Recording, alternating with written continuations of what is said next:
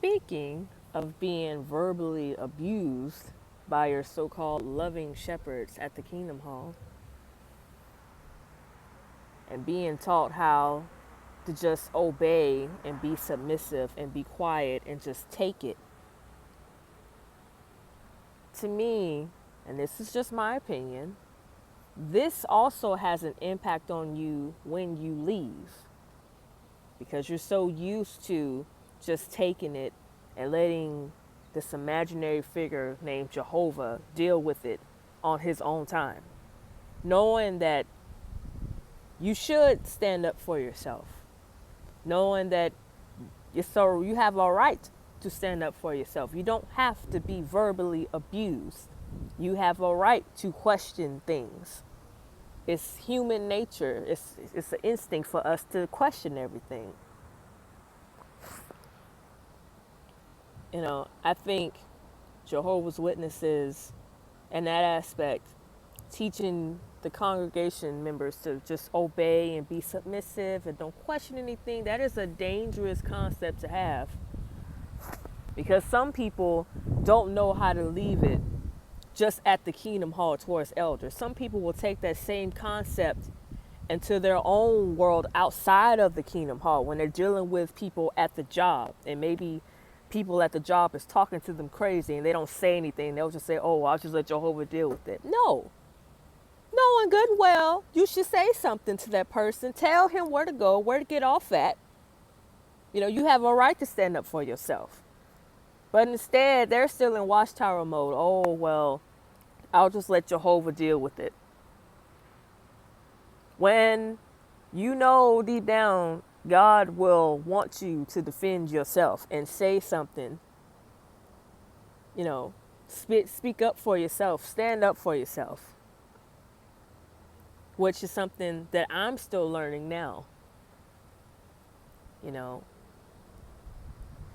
I am learning that because all my life I was taught, okay, you don't question anything, be a peace, always be peaceful, be a peaceful person. And whatever problem you have, just remember that, you don't want to go to violence, you don't really want to say too much. Just let Jehovah deal with it. Only to come out here in the real world and realize that if you don't stand up for yourself, that doesn't make you look like a bigger person a lot of the times. A lot of the times that make you look like a damn fool. And it also makes you look weak, which will provoke that person to keep talking trash to you, to keep mistreating you, to keep doing what they're doing because they feel like, well, you're not going to do anything. You're not going to say anything. And I've been doing it all this time, so why stop now? But I had to learn to stand up for myself. Yeah, it's okay to be peaceful.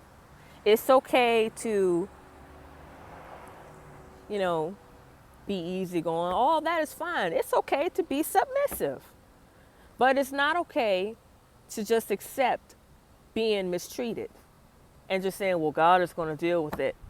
When every day you're still having the same problem, and this same problem could easily be eliminated if you say something, if you speak up for yourself.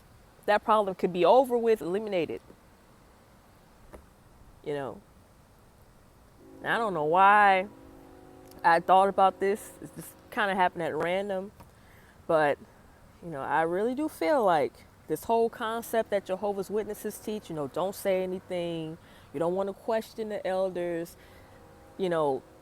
A lot of people just can't take that concept and leave it at the hall. Some people will take that same concept and will apply it in their everyday lives, and that causes trouble. It causes a lot of trouble. People end up mistreating you. You don't say anything. And you could say something, and it's like you don't because you feel like, oh, well, Jehovah sees everything and he's going to take care of it when the same problem is happening every single day. And this problem could easily be eliminated if you just said something. Hey, look, moron, F off. I think that is a dangerous, extremely dangerous concept to learn And that is a very hard concept to break. You have to get to the point where you say, I'm not going to be mistreated, which a lot of the times, you know, it takes a while to get to that point. At least for me, it did. And, you know, I think that is just so dangerous, and that's wrong to teach somebody that. That's wrong. Just another thought of mine. And until then.